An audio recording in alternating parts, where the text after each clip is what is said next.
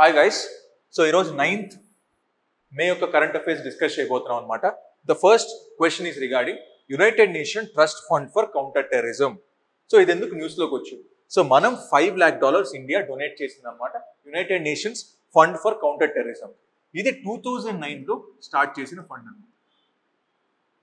India అనేది యాన్యువల్గా contribute చేస్తూ ఉంటుంది. అలాగే United nations office for counter terrorism, United nations office for counter terrorism అనేది 2017లో ఫామ్ చేశారు. సో ఈ ఫండ్ దీంట్లో మర్జ్ చేసి ఈ ఫండ్ ఇది చూసుకుంటుంది అనమాట. 2017లో యుఎన్ జనరల్ అసెంబ్లీ ఒక రెజల్యూషన్ తీసుకొచ్చి ఈ బాడీని ఫామ్ చేసింది. United nations office for counter terrorism అనేది ఫామ్ చేసింది అనమాట. సో అది న్యూస్ ఆర్టికల్లో వచ్చింది. Now will understand the question. So the United Nations Trust Fund for Counter-Terrorism was established in 2019. Correct anamata. Then after the establishment 2017లో UN Office of Counter-Terrorism established చేశారు and fund అనేది దానికి transfer చేశారు. Correct. The fund contributions ఎక్కడి నుంచి వస్తాయి? NGOs నుంచి వస్తాయి, governments నుంచి వస్తాయి, ఇంటర్ గవర్నమెంటల్ ఆర్గనైజేషన్స్ నుంచి వస్తాయి. సో అన్నిటి నుంచి ఫండ్ కాంట్రిబ్యూషన్ అనేది వస్తాయి అనమాట. అందుకే this is also correct. How many of the above statements are correct? All 3 statements are correct. Now we look at the next question. Next question ఏంటి? World migration report గురించి ఇచ్చారు. 2024 world migration report. ఇది ఏం చెప్తుంది? జనరల్గా migrate అవుతున్నారు అంటే ఇక్కడ నుంచి, ఫర్ ఎగ్జాంపుల్ ఇండియా నుంచి నేను యూఎస్కి వెళ్ళాను. యూఎస్లో ఎంతో కొంత సంపాదిస్తాను. సంపాదించిన తర్వాత ఇక్కడికి పంపిస్తాను. దాన్ని రెమిటెన్స్ అంటాం. యుఎస్లో ఇండియన్స్ మనకు పంపించేది రెమిటెన్స్ అంటాం. ఈ రెమిటెన్స్కి సంబంధించిన డేటా ఇస్తుంది. సో రెమిటెన్స్కి సంబంధించిన డేటా ఇస్తుంది. రీసెంట్గా ఇండియాకి $111 billion రెమిటెన్స్ రూపంలో వచ్చే ఫస్ట్ టైం $100 billion మార్క్ దాటిందని న్యూస్ ఆర్టికల్లో వచ్చింది అనమాట. సో నౌ ఈ వరల్డ్ మైగ్రేషన్ రిపోర్టు 2000 నుంచి 2 ఏళ్లకు ఒకసారి, అంటే బైఎన్నియల్లీ, సో బైఎన్నియల్లీ ఇస్తారనమాట. అంటే 2 ఏళ్లకు ఒకసారి. ఇప్పుడు ఎన్నో report? It is a 12th report అనమాట. అది మనం అండర్స్టాండ్ చేసుకోవాలన్నమాట. ఇప్పుడు న్యూస్ ఆర్టికల్ క్వశ్చన్ చూద్దాం. World Migration Report is International Organization for Migration flagship publication. Correct. It was having producing biennially since 2000 ఇస్తున్నారు. It is a 12th flagship release. Obviously ఇది biennially 2 ఏళ్లకు ఒకసారి అంటే 2000 నుంచి ఎన్నిసార్లు ఇచ్చారు? Obviously 12 సార్లు ఇచ్చినట్టు. So this is also correct. How many of the above statements are not correct అని అడిగాడు అన్నమాట. So none of the statements are not correct అన్నమాట. Because అన్ని కరెక్ట్ కావు. Now next question చూద్దాం. Next question ఆర్టికల్ 371A గురించి అడిగారు. ఇది ఎందుకు న్యూస్ ఆర్టికల్లో వచ్చింది? బికాస్ ఎలక్షన్ సీజన్ కదా. సో నాగాలాండ్లో ఒక స్పెషల్ ప్రొవిజన్ ఉందన్నమాట. ఏంటి ఆ స్పెషల్ ప్రొవిజన్? జనరల్గా 73rd, 74th constitutional amendment act ప్రకారం మన 33% రిజర్వేషన్స్ అర్బన్ లోకల్ బాడీస్లో, పంచాయత్స్లో ఉమెన్స్కి ఇస్తాం అన్నమాట. ఉమెన్కి ఇస్తాం. అది నాగాలాండ్కి అప్లికబుల్ అవ్వదు. అది మనకు 13th కాన్స్టిట్యూషనల్ అమెండ్మెంట్ యాక్ట్ 1962 ప్రకారం నాగాలాండ్కి అప్లికబుల్ అవ్వదు. ఎందుకు అప్లికబుల్ అవ్వదు? బికాస్ దానికి ఆర్టికల్ 370A ప్రకారం కొన్ని స్పెషల్ ప్రొవిజన్స్ ఉన్నాయి. ఏంటి ఆ స్పెషల్ ప్రొవిజన్స్? ఏంటంటే రిలీజియస్ని డిస్టర్బ్ చేసినా, లేకపోతే వాళ్ళ కస్టమరీ లాని ఏదైనా, ఇప్పుడు నేను ఫర్ ఎగ్జాంపుల్ వాళ్ళకి మీట్ తినరు, నాన్ వెజిటేరియన్స్ అనుకో, నాన్ వెజ్ కాకుండా వెజిటేరియన్స్ అంటే వాటిని నేను మార్చాలి అంటే ఏదో ఒక లా మేక్ చేయాలి, వాళ్ళ కస్టమరీ లాని బ్రేక్ చేయాలి.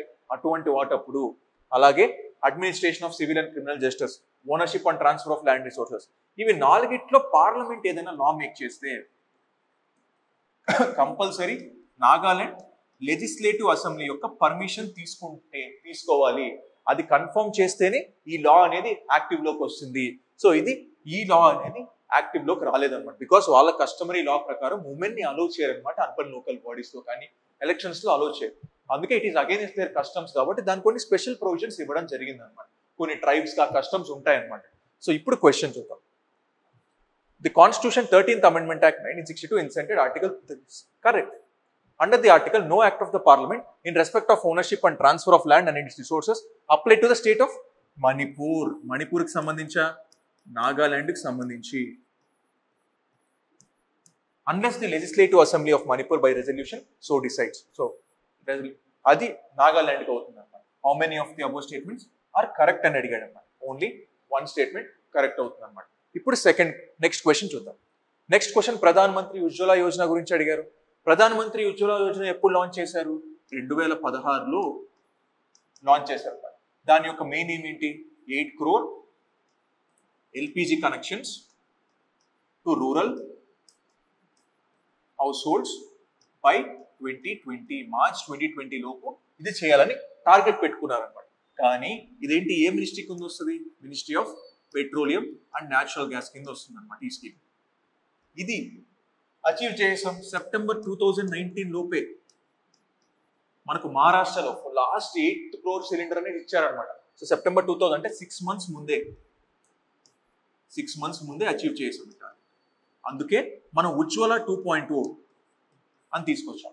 దీంట్లో అడిషనల్ గా మనం 1.6 crore ఎక్స్ట్రా కనెక్షన్స్ ఇవ్వడానికి ప్లాన్ చేశారు. ఇది కూడా అచీవ్ చేసాం. ఇది కూడా అచీవ్ చేసి 9.6 crore ఆల్రెడీ ఇచ్చేసాం. ఇప్పుడు మళ్ళీ రివైజ్ చేసి ఏం చేస్తున్నారంటే మనం 75 lakhs ఇంకొన్ని అడిషనల్ గా తీసుకుందాం అనుకుంటున్నాను. అంటే 10.35 crore కనెక్షన్స్ ఇద్దామని ప్లాన్ చేస్తున్నాను. అందుకని న్యూస్లోకి వచ్చింది అన్నమాట.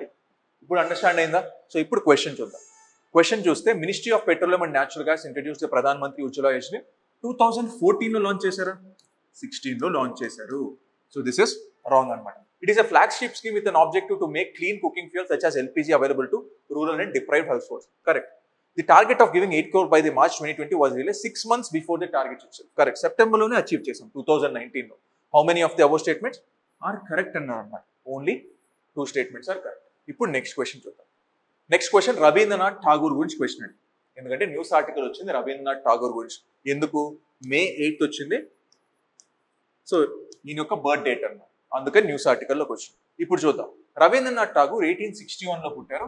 1941లో సో హియస్ చనిపోయారు అనమాట.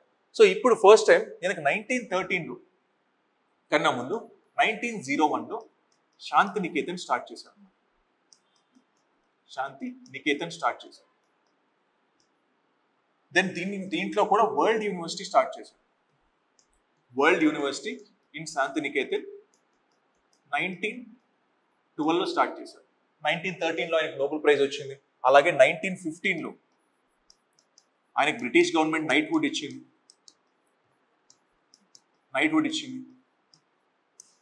సో ఇలా జనగణమన రాశారు. అలాగే మనకు బంగ్లాదేశ్ నేషనల్ అంతం రాశారు. ఇవన్నీ రాశారు అనమాట. So then Mahatma Gandhi title అనేది ఈయన ఇచ్చారని చెప్పుకుంటారు అనమాట. Visva Bharati university. So Visva Bharati university మనకు 1921లో స్టార్ట్ చేశారు. సో ఇలా ఈ స్పోక్ అట్ వరల్డ్ పార్లమెంట్స్ లో చాలా చోట్ల మాట్లాడారు అనమాట. సో దేవేంద్రనాథ్ ఠాగూర్ యొక్క కొడుకు అనమాట రవీంద్రనాథ్ ఠాగూర్. సో ఇప్పుడు చూద్దాం. Tagore was knighted by the ruling British government in 1930, but within few years he resigned the honor. Correct? The Nobel Prize in Literature 1915లో see మనకు 19 సో knighthood ఎప్పుడు ఇచ్చారు? knighthood 1915లో ఇచ్చారు. సో అక్కడ క్వశ్చన్ ఏమి ఇచ్చారు? 1913 ఇచ్చారు. So this is a wrong statement. ఇది 1915. Then the Nobel prize in literature ఎప్పుడు ఇచ్చారు? 1913లో ఇచ్చారు. 1915లో కాదు. So this is wrong. Tagore establish Shantiniketan in West Bengal in 1921 కాదు, 1901లో చేశారు. దాంట్లో విశ్వభారతి యూనివర్సిటీ అనేది 1921లో తీసుకొచ్చారు. So this is wrong. How many of the above statements are not correct in ఎడ్గెట్ అనమాట. All the statements are not correct. Now next question typhoid గురించి వచ్చింది. బికాస్ టైఫాయిడ్ అనేది కంటిన్యూస్ గా రైజ్ అవుతుంది అనమాట కేసెస్. అందుకని టైఫాయిడ్ కేసెస్ గురించి మాట్లాడుకోవాలన్నమాట. టైఫాయిడ్ అనేది ఒక బ్యాక్టీరియల్ డిసీజ్ అన్నమాట. సో సాల్మోనెల్లా, టైఫీ అని ఒక బ్యాక్టీరియా కాజ్ చేస్తుంది డిసీజ్. సో ఇది జనరల్ గా మనం సరైన ఫుడ్ తినకపోయినా, మనం సరైన వాటర్ తాగకపోయినా, ఏదైనా కంటామినేటెడ్ వాటర్ తాగినా అలా ట్రాన్స్మిట్ అయ్యే ఛాన్స్ ఉంటుంది అనమాట ఈ టైఫాయిడ్ వైరస్. టైఫాయిడ్కి వ్యాక్సిన్ ఉందా? ఎస్, వ్యాక్సిన్ కూడా ఉంది. దీనికి ఎవరెవరు ట్రాన్స్మిట్ చేస్తారు? ఇలా ఏదైనా ఇంజెస్టెడ్ కంటామినేటెడ్ ఫుడ్ తిన్నా, పూర్ శానిటేషన్ ఉన్నా, సరిగ్గా మనం ఈ పరిశుభ్రంగా లేకపోయినా వీటి వల్ల మనకి ఎక్కువగా ట్రాన్స్మిట్ అయ్యే ఛాన్స్ ఉంటుంది అనమాట. ఇప్పుడు క్వశ్చన్ చూద్దాం. Typhoid fever is a life threatening infection caused by bacterium salmonella typhi. So correct. Salmonella typhi lives only in humans because ఇది గట్లో మాత్రమే బతకగలదు. మన గట్ ఎక్కడ? ఇంటెస్టైన్ లో ఉంటాయి. ఆ గట్ లోపల మాత్రమే బతకగలదు. కాబట్టి గట్ అనేది ఎక్కువగా దేంట్లో ఉంటాయి? హ్యూమన్స్ లోనే ఉంటాయి. అందుకే ఈ టైఫాయిడ్ అనేది హ్యూమన్స్ లో మాత్రమే బతకగలదు. So how many of the above statements are not correct అని అడిగారు. So neither one not two because అన్ని కరెక్టే కాబట్టి. ఇప్పుడు నెక్స్ట్ క్వశ్చన్ చూద్దాం. నెక్స్ట్ క్వశ్చన్ సిబిఐ గురించి ఇచ్చారు. బికాస్ సుప్రీంకోర్టు ఏం చెప్పిందంటే సెంటర్కి మీ ఇన్వాల్వ్మెంట్ లేకుండానే సిబిఐ నడుస్తుందా అని క్వశ్చన్ చేసింది అనమాట. ఆబ్వియస్లీ ఇన్వాల్వ్ అవుతారు సిబిఐలో సెంట్రల్ గవర్నమెంట్. ఇప్పుడు సిబిఐ వచ్చింది ఎలా ఫామ్ అయింది? 1963లో ఫామ్ అయింది according to Delhi special police establishment act 1948. దీని ప్రకారం సిబిఐ ఫామ్ అయింది అనమాట. అంటే ఇది స్టాట్యుటరీ బాడీ కాదు, అదొక దీని నుంచి పవర్స్ గ్రాప్ చేస్తారు, పవర్స్ మాత్రమే గ్రాప్ చేస్తారు. అలా అని దీనికి స్టాట్యుటరీ స్టేటస్ ఇవ్వలేదు అనమాట. అంటే స్టాట్యుటరీ బాడీ కాదు. దీని ప్రకారం ఏదైనా స్టేట్లో వెళ్ళి నేను ఇన్వెస్టిగేట్ చేయాలి అంటే కంపల్సరీ ఆ స్టేట్ యొక్క పర్మిషన్ తీసుకోవాలన్నమాట. దాన్ని జనరల్ కన్సెంట్ అంటారు. జనరల్ కన్సెంట్ అంటారు. అంటే కన్సెంట్ తీసుకోవాలన్నమాట కంపల్సరీ ఆ స్టేట్ యొక్క స్టేటస్. అదే హైకోర్టు సుప్రీంకోర్టు వచ్చి మీరు ఇన్వెస్టిగేట్ చేయండి అంటే ప్రాబ్లం లేదు. అదే వీళ్ళే స్వతహాగా వచ్చి నేను ఈ స్టేట్లో ఇన్వెస్టిగేట్ చేస్తాను అంటే జనరల్ కన్సెంట్ ఉంటే అక్కడ కన్సెంట్ ఇచ్చి ఉంటే వెళ్ళి చేసుకోవచ్చు అనమాట. అంటే సిబిఐ ఎవరెవరిని ఇన్వెస్టిగేట్ చేయదు, ఓన్లీ సెంట్రల్ గవర్నమెంట్ ఎంప్లాయీస్ మాత్రమే ఇన్వెస్టిగేట్ చేయగలదు. అదే స్టేట్ గవర్నమెంట్ ఎంప్లాయీస్ని ఇన్వెస్టిగేట్ చేయాలంటే స్టేట్ యొక్క పర్మిషన్ కంపల్సరీ తీసుకోవాలన్నమాట. ఇప్పుడు క్వశ్చన్ చూద్దాం. The Central Bureau of Investigation was established in 1953 and it is not a statutory body. So this is 1953లో ఏర్పాటు చేశారు. It is not a statutory body, correct. So the central government can extend its jurisdiction of CBI to the states only with the consent of the state government consent. State government permission తీసుకుంటేనే నేను చేయగలను, లేకపోతే చేయలేను. So ఇది 1953 కాదు 1963లో తీసుకొచ్చాను. So that's why this is a wrong statement. So how many of the above statements are correct? Only 2 is correct option. ఇప్పుడు next question చూద్దాం. Next question Hindu marriage act. ఇది చాలా గమ్మత్తైన కేసు అనమాట. సుప్రీం కోర్ట్ ఒక 2 weeks బ్యాక్ ఏం చెప్పిందంటే Hindu marriage act ప్రకారం నువ్వు మ్యారేజ్ చేసుకోవాలి అంటే కంపల్సరీగా హిందూస్ మ్యారేజ్ చేసుకోవాలి అంటే మనం సర్టిఫికేట్స్ అప్లై చేస్తాం మ్యారేజ్ అయిన తర్వాత. అది హిందూ పురాణాల ప్రకారం లేదా హిందూ రిచువల్స్ ప్రకారం ఆ మ్యారేజ్ జరుగుంటేనే ఆ సర్టిఫికేట్ వ్యాలిడ్ అవుతుంది. అలా జరగకపోతే ఆ సర్టిఫికేట్ వ్యాలిడ్ అవ్వదు అని చెప్పారనమాట. అంటే నువ్వు ఖచ్చితంగా రిచువల్స్ పాటించాలి. ఇప్పుడు చాలా రిచువల్స్ ఉంటాయి, 7 అడుగులు వేయడం కానీ ముళ్ళు కట్టడం కానీ, ఆ రిచువల్స్ అన్ని పాటించాలి. అవి పాటించకుండా నువ్వు సర్టిఫికేట్ తెచ్చుకొని అంటే ఆ సర్టిఫికేట్ వ్యాలిడ్ కాదు, అది హిందూ మ్యారేజ్ యాక్ట్ ప్రకారం జరుగుంటే అని చెప్పింది. సో హిందూ మ్యారేజ్ యాక్ట్ 1955 ప్రకారం అది వ్యాలిడ్ కాదు.